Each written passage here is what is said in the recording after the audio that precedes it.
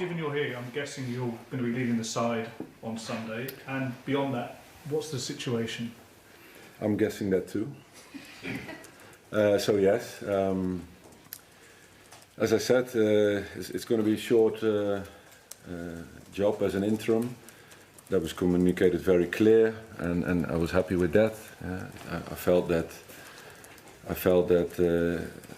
I was called upon to help the club forward in this situation, and obviously it was difficult, you know, that Eric had to leave. I was very disappointed, obviously with mixed feelings, but after that you have to switch and the mindset to win, because in the end 75,000 people waiting and celebrating and millions watching at home. So I think that's what we try to do, and same for Sunday at least, and then after that we'll see.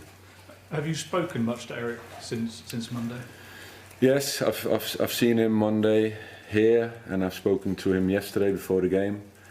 Obviously very disappointed and touched, because he really cared for the club. I said also yesterday that in the first conversation we had over talks, that for me to come back to the club with him, I really felt that he cared and loved the club and wanted to bring that club, this club forward, and that's why we connected, and that's why he's also heard that, you know, he had to leave, but also proud of his achievements here with the two cups, and obviously the history that he's leaving with that. Ruud, can you explain why it's not worked out? When we saw everyone in Los Angeles in the summer, there was a lot of optimism around the club. The signings came in. Yeah. It seemed as though everything was aligned and ready to go forward, and it's just not happened. No, I think in the end it's also clear in football that the results. It's the results, and Eric also said, hey, you know, we, as you say, in pre-season we had a new staff, and all very positive and working hard to bring the club forward. And obviously, there's things, you know, you can't explain sometimes. You know, I also remember the Brighton goal we scored, Ghana via Josh in, and then you concede the 2-1. You know, there's been so many games where we felt that we could get a better result for the way we played. I'm talking Palace, I'm talking West Ham, I'm talking Fenerbahce, I'm talking Porto. So, you know, but in the end we also know that it's about results, this game, and that's part of it, of our jobs. Just in terms of you said that the ownership of it said it's short term, go in and do it. Does that mean you're expecting to leave when the new manager comes in? And what does the future hold for you? Because you have been a manager, you could have been a manager before deciding to come back here. Yes, and I decided to come back here for a very important reason, that I'm here. And as an assistant, I came here to help the club forward.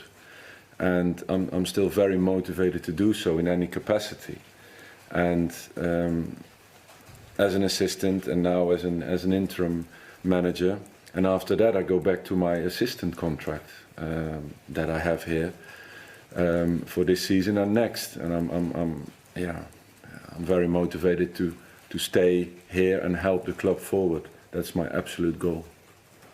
So, Ruud, it's your expectation that you will remain as an assistant manager when the new permanent manager is installed? We will see, but it's a contract situation that I'm in, and my desire to help the club forward. So I can speak to you about my side of this story, and after that, when the new situation is occurring, when the new manager is signing and conversations takes place, we have to see how things develop.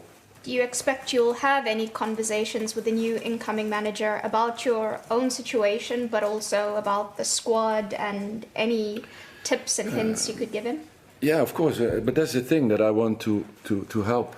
I want to do everything I can in my abilities, as other people, many others do in this club, to fight for this club. And the club is in a difficult situation. And it's not there where we all want it to be, but the challenge is therefore the bigger. And that's why I'm here. And of course, it's a situation where everybody's looking at Man United and the situation there it's in.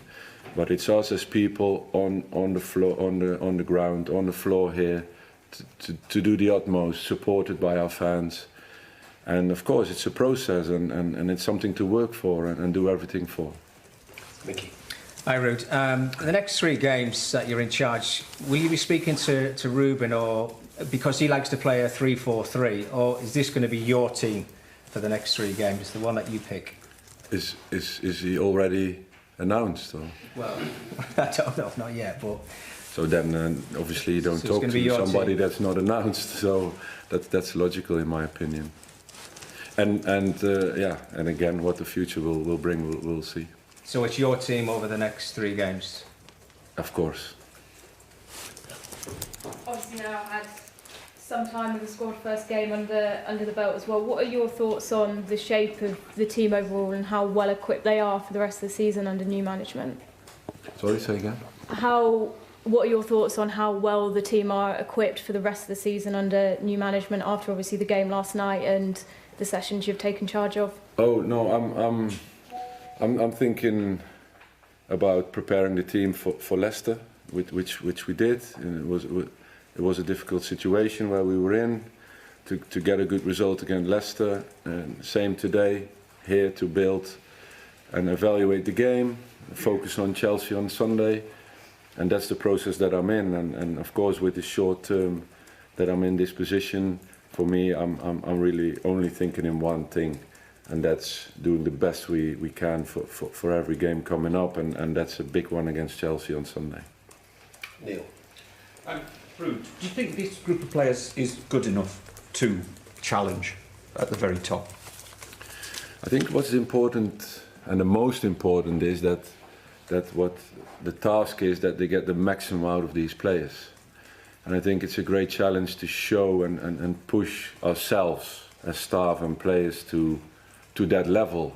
And I think over a Premiership season and also all the other games that we're going to play until the end of May will give us a very good and clear picture where the club is at this moment and what the process will be towards the next season and the seasons to come. So it's a big challenge. I think everybody is convinced with this group of players that we can and have to perform better than we're doing at the moment. But obviously it's very interesting to see over the course of 38 to 50 games that probably still are to be played for, where we can end up. Did you ever think, given the way that you unfortunately left the club, that you'd be back one day standing in that technical area where Sir Alex used to be? Yeah, no. Well, no. At the time, I wasn't thinking that to manage. I left in 2006. Oh my God, so long a time ago. To Real Madrid and to perform and to play, and to get the most out of yourself as a player. And obviously after that, you started thinking about coaching. But I have to say, it was special to come back to this club and to the city that I liked and I loved so much and still do. And I enjoy it. I enjoy being around Manchester and enjoy working with the players and staff here. There's not many that were there when I played, but still a couple. And huh? I'm still here. Well, I see familiar faces. A couple here. More actually. Well, more or less the same quantity of people that are still there. A couple there from that time. Dave. We're just following on from that question. You have a huge affinity with this club. You're scoring 150 goals, winning titles, trophies here. How different was it for you last night, being in charge, being on the touchline there, compared to playing? What was the difference in the feeling and the emotion and the whole mindset? I don't know. It's the other side. You know, being a football player or being a manager or an assistant, it's obviously complete opposite sides. My team talk. I'm standing in front of the team, telling them about what Manchester United is about and what it is to play at Old Trafford and what songs are being sung by the fans and why. So you try to transmit that feeling, that lovely feeling for playing for this club, and I think it's a proud moment to do that and to share that with players and what they were transmitting on the pitch and also the way it interacted with the supporters also towards me. It's an unbelievable support, and it only strengthens me to do the utmost to especially short term for Sunday, Chelsea. Samuel. Hi, Ruud. I know it was a tight turnaround between the games, but did you speak to Sir Alex Ferguson before the game last night? Yes, I spoke to him. He wished me luck. We spoke shortly about my situation, shortly about the team, and most of all, he wished me luck for the game. It was always great to speak to him. Last question in this section. The club committed around another £200 million in the summer, and the manager who oversaw that is now gone 2 months later. The manager who's coming in might not want a lot of those players. Is there not a risk that the club have dug a big hole for themselves? Oh, that's it's something that is interesting to think about, because in the end, it's in football. It happens so much. Huh? The team, a club, is also in the process of signing players. So it's also in combination with the manager. So it's difficult to comment on that actually, and what the process would be with the new manager, and how important it is that the new manager is approving the squad.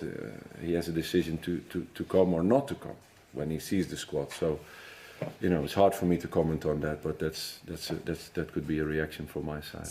Might be announced, as our sources are saying that it's done. And could you give us a bit of an indication why it's taken quite so long and what the hold-up might have been?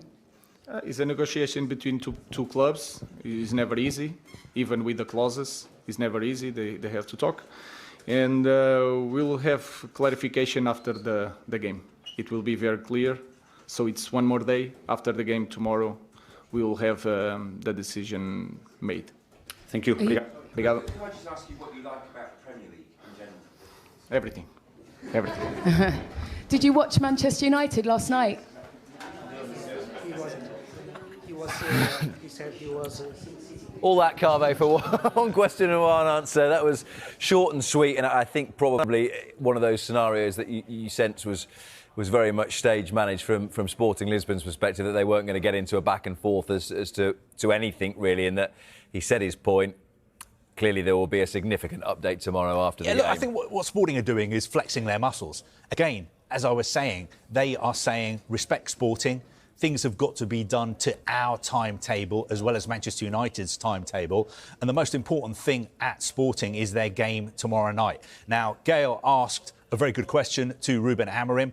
She put him on the spot. His response was not to deny that I'm going to be the next Manchester United manager. He was saying just wait one more day until after the game against Estrela tomorrow. Everything will be clear. We've been telling you for the past couple of days, the deal is done. It's just about technicalities. It's just about sorting out the contracts, and it's just about Sporting managing the announcement in a way that suits them. It's important for them. They've got this game, understandably. It's important that they've got to keep the Portuguese Stock Exchange informed as well. But I think it's a very good sign that Ruben Amorim is not hiding, even though he made a very sharp exit at the end of that news conference after just one question in English. But he is doing what he's expected to do as the Sporting manager, and he is carrying on as normal, even though he's in this very, very strange situation where he's managing Sporting when we all know that he's going to become the Manchester United manager. But I think that's a very salient point that you made about Sporting flexing their muscles, and obviously they're dealing with one of the biggest clubs in the world in Manchester United. But it wouldn't be a good look if he sort of sat there talking about what he might learn about Ipswich before he plays them in his first game. And it also, I think, probably gives players an excuse, Sporting players, if they were to lose tomorrow in that game, say, well, you know, we're a bit distracted because our manager's been sat there talking about Man United all week. I think the thing as well is these news conferences, it is to preview tomorrow's game. That is why Sporting are holding this news conference. It's not a free-for-all for everybody to turn up and interview their manager and ask him questions about Manchester United. I'm sure they will allow a couple of questions, which is exactly what they did. But Ruben Amorim very much stuck to the script. He didn't deny that he was going to be the United manager. All he said to United fans watching is, wait just one more day. In the meantime, let's respect Sporting. Just one more point then. We've spoken already about Ruben Amorim wanting to respect the club.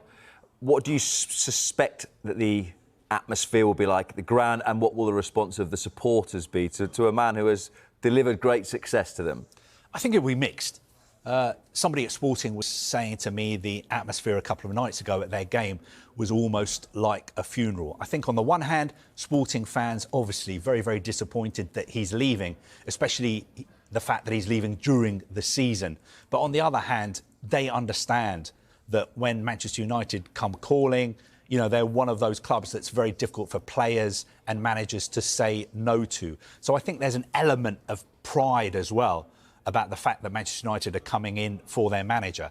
And their Portuguese football fans know the way the football industry works globally. They know that the best managers, unfortunately, the best players, unfortunately, do end up leaving the Portuguese league and working and playing elsewhere. And that is exactly what is happening with Ruben Amorim. My sense is that I think Sporting would have preferred it if this was all done during an international break. You know, United will have their own reasons. I'm not criticising Manchester United. There was an international break earlier this month. There's an international break coming up as well. I think from Sporting's perspective, the message is, look, one, why have you come in for our manager? Why have you done this? Why have you triggered his release clause? You've really destabilised our club. This is not what we wanted. But secondly, if you were going to do this, at least you should have done it during the international break. And thirdly, now that you've done it, let's make sure that Ruben Amorim at least leaves in the right way, because we want him to stay for the next 3 games, and we want to make sure that we are properly compensated, not just for him, but also his coaching team. OK, Kaveh, thank you very much indeed for the moment. Let's just remind you of what Ruben Amorim has had to say this afternoon. It was a pretty brief update in terms of when this all might be sorted out. Ruben Amorim has said, I'll leave it until the end of the game tomorrow. I'll talk about all these issues. Everything will be clearer. Talking now just destabilises the squad. Just to expand a little bit more on some of the points that Ben was making there in the company of our chief reporter, Kaveh Solhekol. Good afternoon. As Ben said, there are a few technicalities which probably explains why there is a little bit of a delay. Yeah, I mean, the reason for the delay is that Sporting need to make sure that everything is done properly, that they're happy with all the paperwork before it is officially announced. They've also got to inform the Portuguese stock exchange as well. Look, we were told yesterday that from Sporting's perspective, the deal was done. It was a done deal. They've known all along that Ruben Amorim wants to go to Manchester United, and they've known that there's very little they can do about it because he's got this release clause. But once United told them earlier this week that they wanted to trigger that release clause, then Sporting's mindset was, OK, he's going, but we've got to make sure that our interests are protected and respected.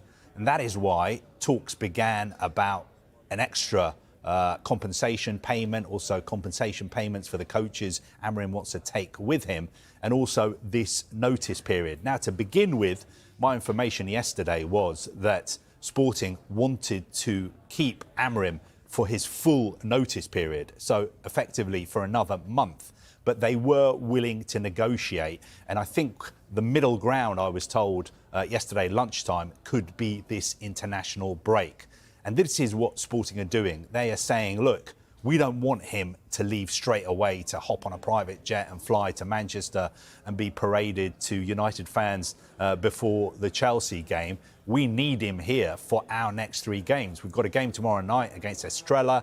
We've got a very important Champions League game on Tuesday against Manchester City. Then a week on Sunday, we're away at Braga. Once those 3 games are out of the way, he can leave. And that is what is going to happen. And that is what will be confirmed today.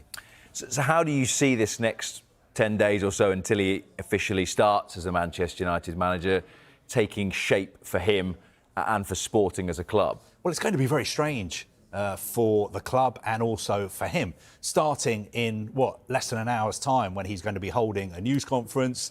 We're there. Gail Davis, my colleague, is there. She'll be asking him questions.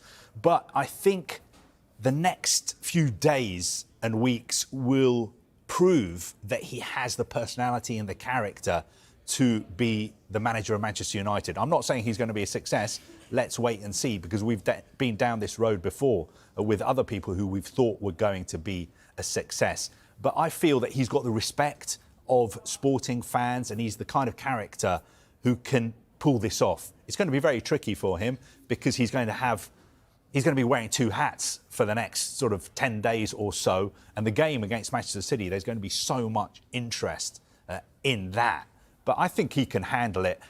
As regards the club, I think they're a little bit disappointed, of course, that he's leaving, at the start of the season after just 9 or 10 games. They're expecting him to stay until at least the summer. But they have a succession plan in place, and they've always known that he was going to leave. He's so highly respected and highly regarded.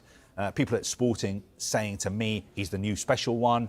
He's regarded in Portugal as being the best Portuguese manager since Jose Mourinho, and they are used. No pressure. Yeah, they're used to exporting their managers and their players.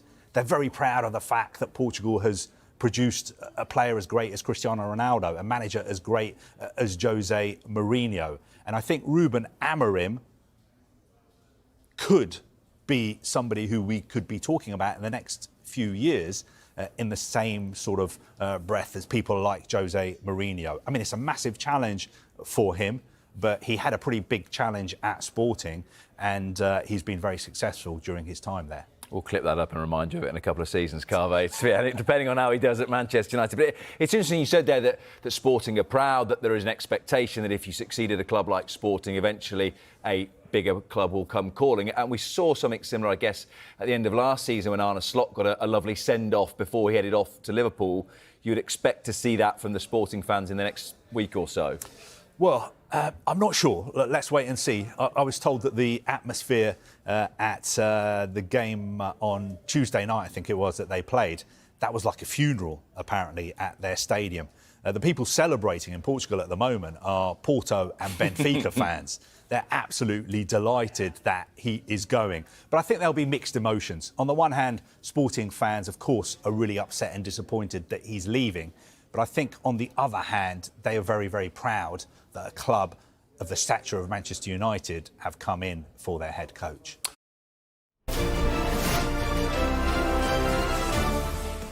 What Ruud van Nistelrooy and Erik ten Hag shared following Ten Hag's Manchester United departure. Erik ten Hag left Manchester on Monday after being dismissed by United, yet he has since had conversations with Ruud van Nistelrooy. According to Van Nistelrooy, Ten Hag felt deeply hurt by his dismissal from the manager role at Manchester United. Ten Hag was let go on Monday morning, with United sitting 14th in the Premier League and 21st in the Europa League. Under his guidance, the team had only won one of their last 8 matches, culminating in their worst league performance in 34 years. Van Nistelrooy spoke with Ten Hag on both Monday and Wednesday before United's 5-2 League Cup victory over Leicester City. "Yes, I saw him here on Monday and spoke with him yesterday before the game," Van Nistelrooy said. "He was obviously very disappointed and affected because he truly cared about this club. In our initial conversation about me returning, I could sense how much he loved and wanted to advance this club, and that's why we connected. He's hurt to be leaving, but he's also proud of what he achieved here, the 2 trophies and the legacy he leaves behind." Van Nistelrooy also spoke with Sir Alex Ferguson before the Leicester match, marking Ferguson's first appearance at Old Trafford since news broke that he would step down as club ambassador at the end of the season. The professional relationship between Ferguson and Van Nistelrooy had ended on sour terms in 2006 when Ferguson dropped him from the final game of the season against Charlton Athletic. Van Nistelrooy insulted Ferguson after he was benched during United's League Cup win over Wigan Athletic in February 2006, but later apologised and attended Ferguson's statue unveiling at Old Trafford in December 2012. "Yes, I spoke with him," Van Nistelrooy confirmed. "He wished me well. We briefly discussed my role, the team, and, above all, he wished me luck before the game. It's always a pleasure to speak with him."